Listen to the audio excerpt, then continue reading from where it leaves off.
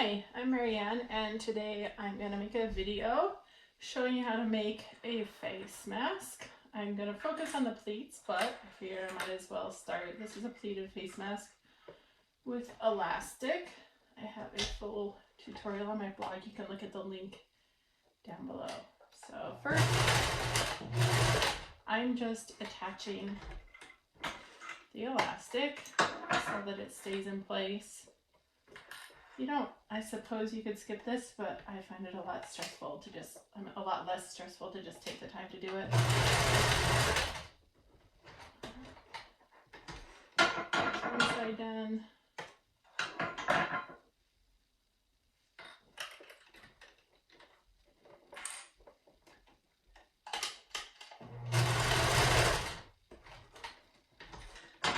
I'm using a zigzag stitch, so just backtracking a little, sewing forward, backtracking. That makes it pretty secure.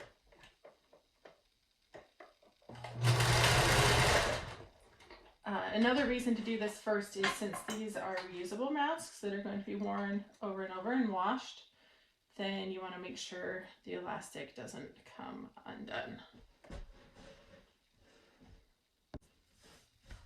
Now I'm going to sew the two layers of this face mask together. So there's a few different sizes I've seen online in terms of face mask dimensions. 6 by 9 is common. These particular ones are a little bit larger, 6.5 by 9 inches. And I'm switching over to a straight stitch. It's length 2. And I'm just gonna stitch, I'm using about a 1/4 inch seam allowance. I started on the side because I found it easier to hide the point where I turn it right side out if I started on the side versus the top or bottom of the mask. So back stitch, and I'm going to stitch all the way around. If you've never used Clover Wonder Clips, these have been a lifesaver for me. I'm a klutz and it keeps me from pricking my fingers. So I'm going to do that now.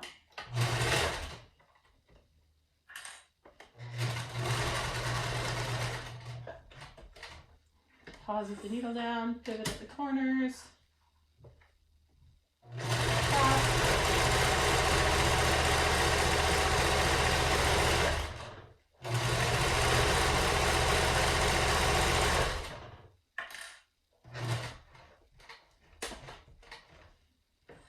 Corner pivot.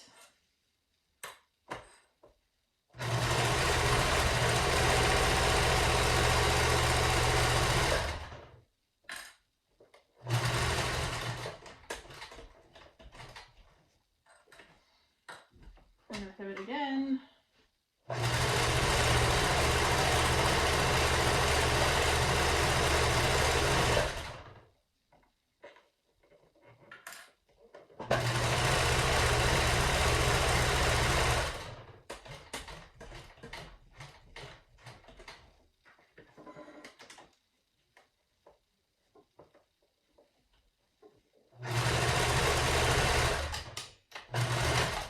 Back stitch. I'm leaving an opening right here so that we can turn it right side out.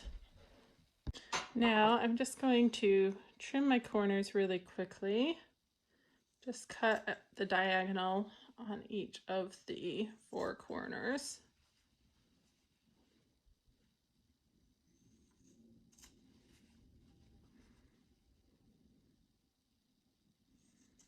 That just reduces bulk a little bit when you turn it right side out. It doesn't really matter if you have extra long hair, but it does matter at the corners. Now to turn it right side out, oops, wrong edge, here we go. I'm going to find both of the elastics, the ear elastics, and I'm going to pull them out. That makes it really quick to turn right side out. This is important if you are making a whole bunch of these, which I have been doing. You know, when you make a whole bunch, when you're making 1 or 2, it doesn't matter.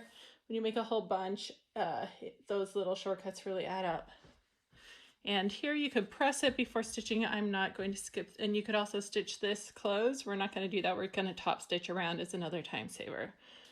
So let me get set up for that. So if you remember, we started sewing in this bottom right corner at the beginning before we flipped. Now that we're ending, I'm going to start at the top corner, the reason being so that I have a short attention span, and this way I'm starting while I'm focused on closing this opening securely. I'm going to lengthen the stitch length up to 4 from 2 because you don't need as small of a stitch for top stitching. And the other reason to start on the side is it does hide the messiness of back stitching because we're going to eventually be pleating this all together right here.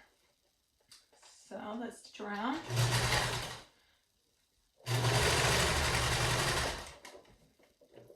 If you look, I'm stitching really close to the edge. I should have trimmed this first, sorry.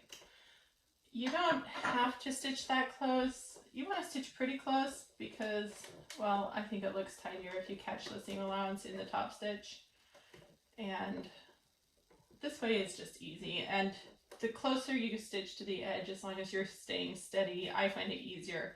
I'm lining the edge of my fabric up with the gap in between the foot of the sewing machine pedal.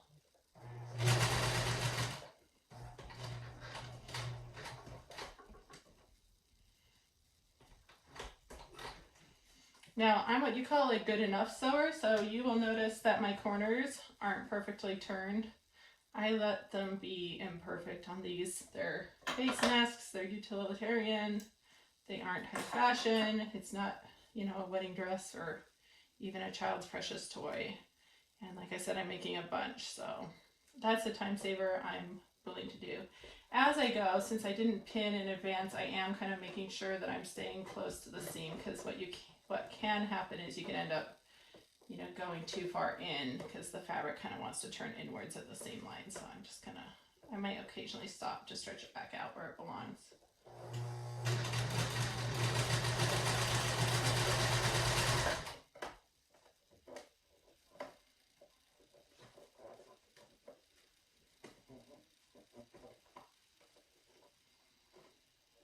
So another break here, I'm just fixing edging.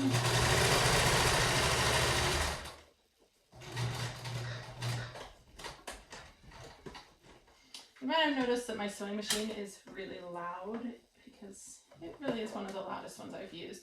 It's a Genome HD 1000, and while loud, it can sew through anything pretty much. So, and it's for the price point and the strength, it's the best I've found.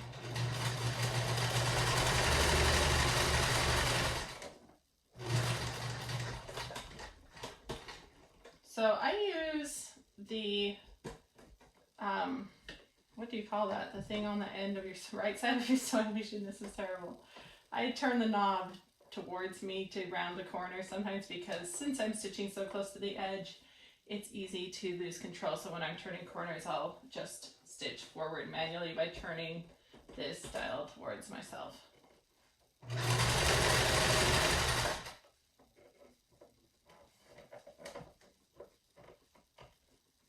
Just stretching the fabric out again.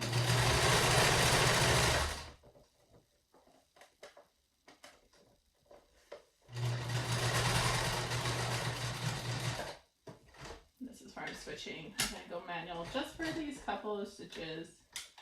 Get back here, back stitch, and that's the basic mask done. So here's a little messy, but like I said, we're gonna pleat over. And I start with the side where I close it so that if there's a messy spot like that I wanna hide, I can. Because what's gonna happen is, here's my mask. This side, I'm gonna be folding my pleats down like this.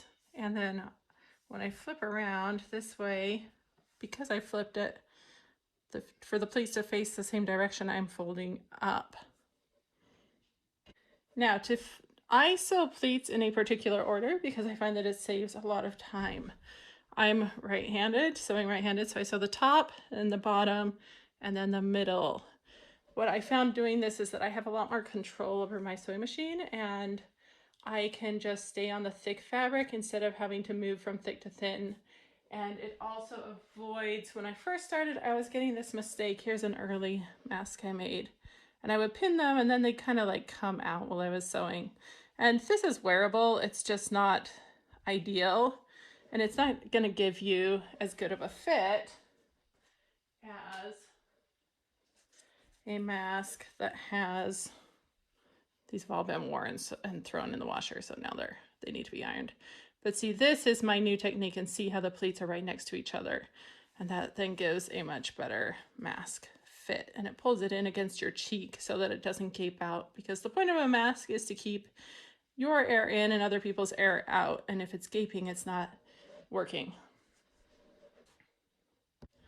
So we're gonna make our first pleat. I'm just, visually dividing, and I decided I want this side to go down. So here's dividing it into roughly thirds. So I want the first pleat to end here. So you have to fold each pleat in thirds.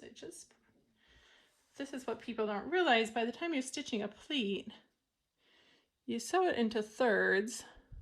By the time you're stitching a pleat, you're sewing it into thirds, and that means you have 6 layers of fabric. 1, 2, 3, 4, 5, 6.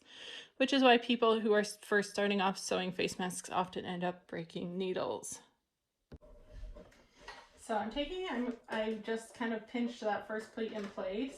I'm keeping it in place, and sometimes it comes sometimes they're easier to set up than other times. This one's being a little fussy, but set it under the needle. Make sure all 3 layers are lined up. I'm going to go back to a 2-inch stitch length because I want these to stick. And back stitch forward, and then back stitch again at the end. All right. That's my first pleat is done. Now I need to divide the remaining fabric between elastics in half to create my next pleat. So let's see, this is about half. I'm folding down.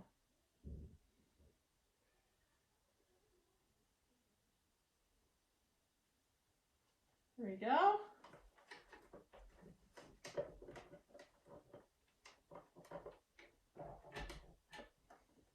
And again, kind of checking my fabric once I get it under there to make sure it's all lined up. There we go. Double check it's the right direction, because if you're distractible like me, that's a mistake you can make. There we go. I'm happy it's all straight. So this is the bottom. I started with the top pleat, now I'm doing the bottom pleat.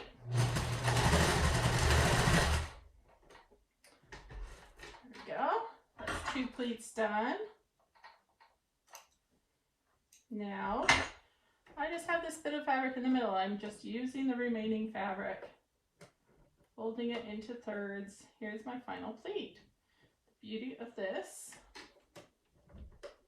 is the middle pleat is the hardest to control, but now I've got a full pleat on either side of it. So the fabric actually wants to all be the same height, and I've set this up so that this last difficult pleat is at the point where everything can be at the same height. So here we go.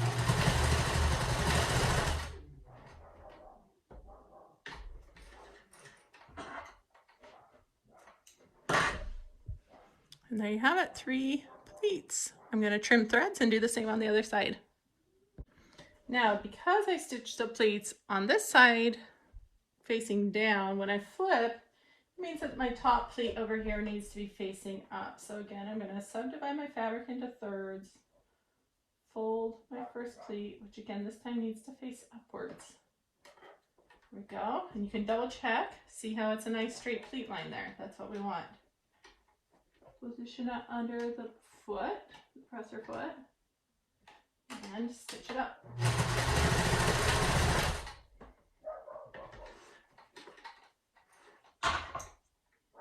My dog thinks she's the boss of the universe. All right.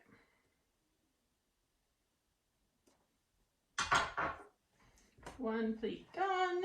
Now we move on to the bottom. Divide what's left in half.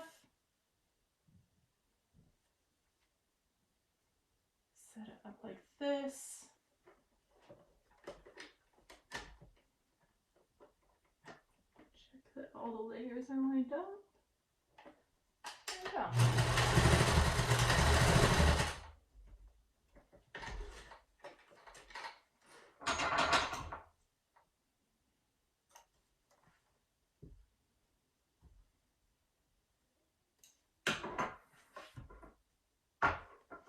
And final pleat.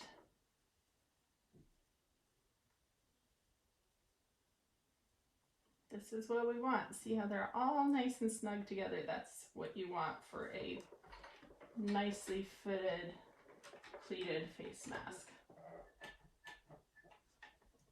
You'll see two different main kinds of sewn face masks. One is shaped and one is pleated. The pleats do the same job that the shaping does in a shaped mask.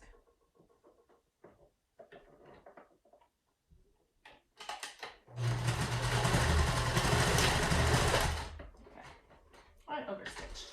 Like I said, I am not a perfect sewer, but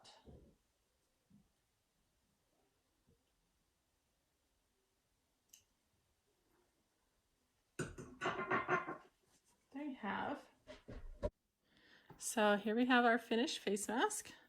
3 pleats lined up, facing the same direction, and they poof out like this, making that face mask shape that you want to see. And yes, I've got some threads to trim, but I can do that later.